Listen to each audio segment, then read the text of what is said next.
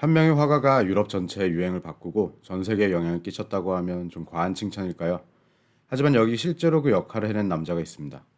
북유럽의 공예운동가이자 스웨덴의 국민화가로 불리는 칼 라르손이 바로 그 주인공입니다.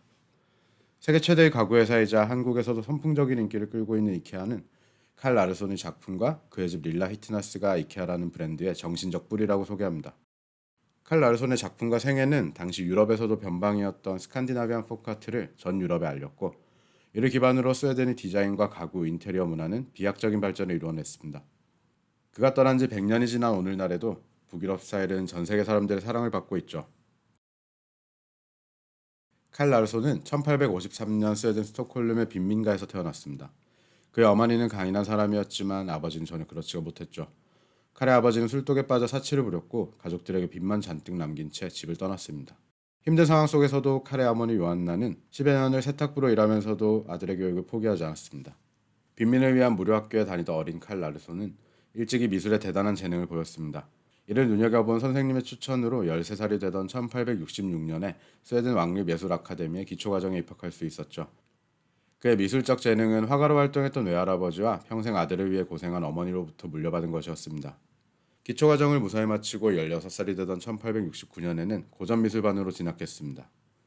처음 아카데미에 입학했을 때의 칼은 빈민가에서 자라난 내성적이고 수줍음 많은 소년이었지만 어느새 아카데미 내에서도 리더가 되어 있었죠. 1873년 아카데미 상위 수업인 회화 과정을 거쳐 1875년에는 사파신문의 그래픽 아티스트로 활동하게 됩니다. 그의 수입은 이제 가족의 생계를 도울 수 있게 되었죠. 평생 고생해온 어머니를 대신해 가장이 된 칼의 앞에 가족을 버린 아버지가 목발을 짚고 다시 나타납니다. 10여 년 만에 돌아온 아버지를 보며 그는 어떤 생각을 했을까요? 칼 라르소는 수많은 작품을 남겼지만 그의 작품에서 아버지를 묘사한 그림은 겨우 서너 점에 불과합니다. 어린 칼에게 네가 태어난 날을 저주한다라며 악담을 퍼붓던 아버지는 의외로 안락해 보입니다. 하지만 노인의 얼굴에는 심술과 고집이 가득해 보이죠. 그리고 아버지의 뒤편에 걸린 그림은 어린 딸을 안고 있는 칼 라르손 자신을 그린 작품입니다. 한 화면에 상반되는 두 아버지의 모습은 칼 자신의 다짐이기도 했겠죠. 아름다운 꽃들 속에서 아들을 바라보고 있는 어머니, 그리고 어머니 뒤로 표정조차 보이지 않을 만큼 작게 그려진 아버지가 보입니다. 이 장면을 그리며 그가 어떤 감정들을 느꼈을지 여러 가지 생각을 하게 되는 작품이죠. 칼 라르손의 특기인 수채화로 그려진 이 작품의 주인공은 두 다리를 벌리고 당당하게 선 채로 그림을 그리는 40대의 칼 라르손 자신입니다. 힘겨운 어린 시절을 지나 자신의 길을 개척한 남자의 자부심이 한껏 뿜어져 나오는 것만 같네요. 빈민가의 아이는 마침내 가족 모두를 보살필 정도로 성공한 화가가 되었습니다. 하지만 성공한 화가란 타이틀이 거저 얻어진 것은 아니었습니다. 1877년 왕립 아카데미를 졸업한 그는 예술의 중심지인 프랑스 파리로 유학을 결심합니다. 두 차례에 걸쳐 파리 유학 생활을 했고 당시 파리 화단에서 태동하던 인상파의 영향도 받게 되었죠. 그가 평생에 걸쳐 묘사한 목가적인 풍경의 작품들은 장 프랑스와 밀레를 비롯한 바르비종파와 파리 인상파의 영향을 받은 흔적입니다. 바르비종파에 매료된 그는 바르비종으로 거처로 옮겨 생활하기도 했었죠. 함께 유학을 시작한 동료들이 살롱전에 참가하고 파리 화단에서 입지를 다져가고 있었지만 칼은 그렇지 못했습니다. 당시 파리에서 그림을 살 만큼 여유 있는 사람들은 전원에서 뛰어노는 아이들을 그린 칼의 그림에는 전혀 관심이 없었죠. 그리고 칼 라르손 또한 수세기 동안 변하지 않던 스웨덴의 아카데미 미술의 반기를 든 화가였지만 그의 관점에서 인상파는 너무나 급진적인 화풍이었습니다. 생활비가 떨어져 다시 스웨덴으로 돌아간 칼은 일러스트레이터로 일하며 돈을 모았고 1882년에 다시 한번 마음을 다잡고 파리로 향했습니다. 하지만 유럽에서도 물가가 가장 비싸던 파리에서 그는 더 이상 머무를 수 없었죠. 칼은 스칸디나비안 출신의 화가들이 모여 살던 퐁텐블로 근교의 그레즈라는 마을로 거처로 옮겼습니다. 당시에 칼은 자살을 생각할 만큼 깊은 우울에 빠져 있었다고 하네요. 하지만 이런 그를 구원한 여인이 등장합니다. 바로 칼 라르손 평생의 동반자이자 뮤즈였던 카린 베르구입니다. 둘은 금세 사랑에 빠졌지만 카린의 아버지는 매우 부유한 사업가였고 빈민가 출신의 칼을 반길 리 없었죠. 그러나 카린과 칼의 진심 어린 설득에 그들의 선택을 존중해주기로 했습니다. 1883년 둘은 스톡홀름에서 결혼식을 올렸습니다. 결혼식 당일 모든 행사가 끝나고 칼은 신부의 초상화를 한 점 남겼습니다. 이 그림은 다른 어떤 작품들보다도 환상적이고 달콤한 인상을 보여줍니다. 빈민가의 아이로 태어났지만 마침내 인생에서 가장 행복한 순간을 맞이한 그의 감정이 그대로 묻어나는 것만 같네요. 결혼 이후 칼 라르손의 노력은 마침내 빛을 발합니다.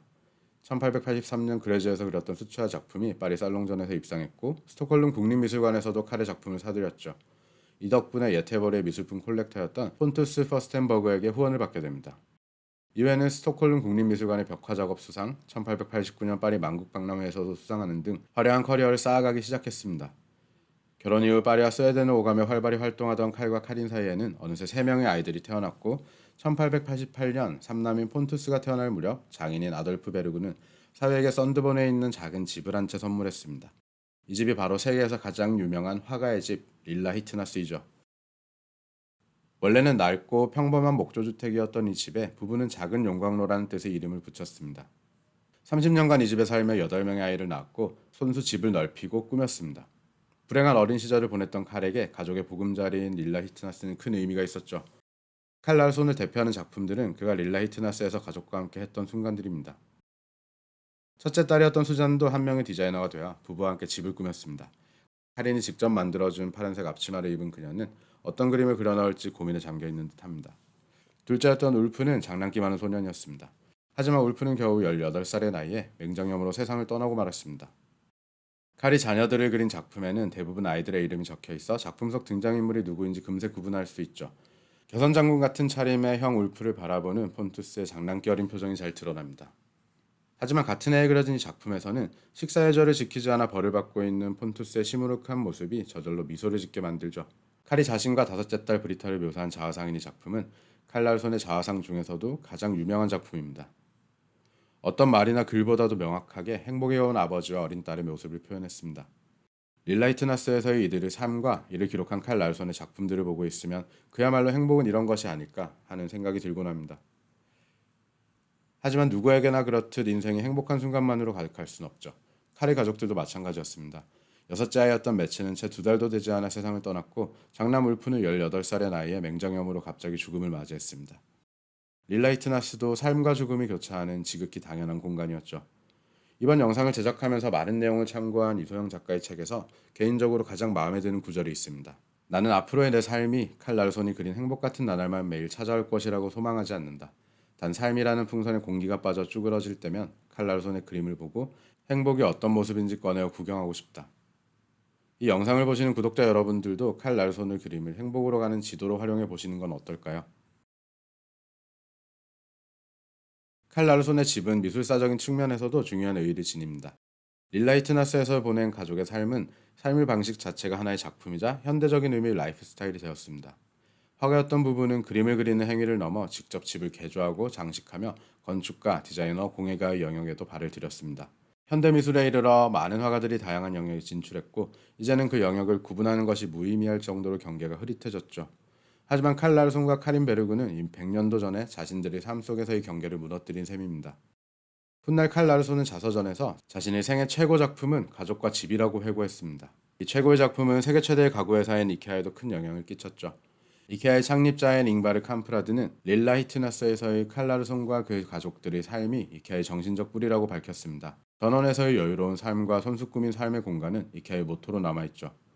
스웨덴의 또 다른 거대 기업이자 세계적으로 손꼽히는 SPA 브랜드인 H&M은 2018년 릴라 히트나스를 모티브로 한 콜렉션을 선보였습니다.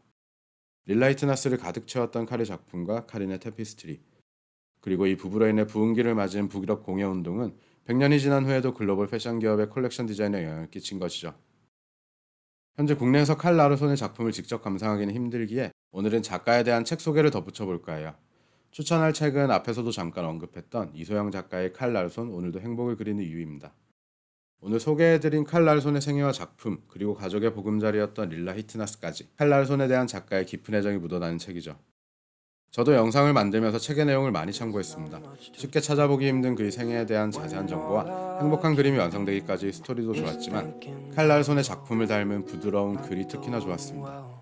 미술 사조나 분석적 관점이 딱딱한 작품 소개가 아닌 칼 라르손이 담고자 했던 행복의 순간을 함께 느껴볼 수 있는 작품 소개가 인상적이었어요. 그리고 많은 양의 컬러 도판이 수록되어 있는데 수채화 작품에 어울리는 부드러운 색감이 잘 표현된 것이 인쇄 퀄리티도 굉장히 훌륭하더라고요. 칼 라르손을 만나기에 더없이 좋은 책이라 추천드립니다. 레차트 구독자 여러분들과 좋은 책 그리고 좋은 작품으로 공감하기를 바라면서 오늘 영상은 이만 마치겠습니다. 지금까지 레차트의 감자쌤이었고요. 영상이 도움이 되셨다면 구독과 좋아요, 댓글도 부탁드립니다. 감사합니다.